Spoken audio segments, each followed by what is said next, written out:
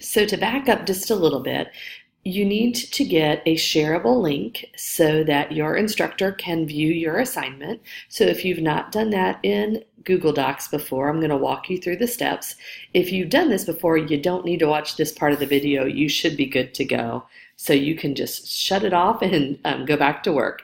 But if you've never shared a document before, what you're going to do is go up here to the right-hand corner and click on the share button. And once I click on that, it says people at EKU with the link can view it, and that's what I want.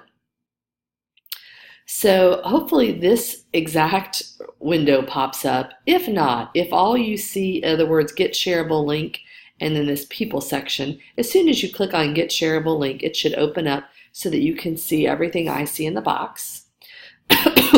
Right now it's set so anybody at EKU, which means you have to be logged in to your Google account through your EKU email. Right now it's set so they can view. Your instructor might request that you change it to can comment, which means that the instructor would be able to tag specific parts of your assignment and give you direct feedback. Either one is fine. I'm going to change mine to can comment so people can comment on mine. And then I'm going to copy this link and say done. And then I'm going to go back into Blackboard. And in Blackboard, I'm going to scroll down to the part of the key assessment I'm turning in.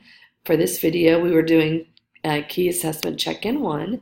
When I click on that button, it's going to give me the assignment information. You'll scroll down to the section that says comments and put your cursor there.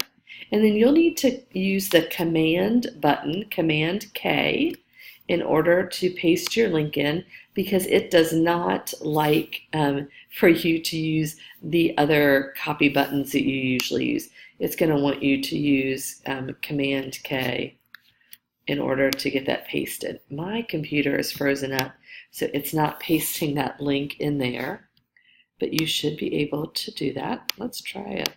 See if I can get a workaround going. For right now, it is not letting me type in the box, but you should be able to. Once you hit Command K or Control K, depending on your computer, you'll see the link pop up here, and then you just click Submit. If you have any other questions, check with your instructor or go visit the EKU gurus, and they will be happy to help. Happy working!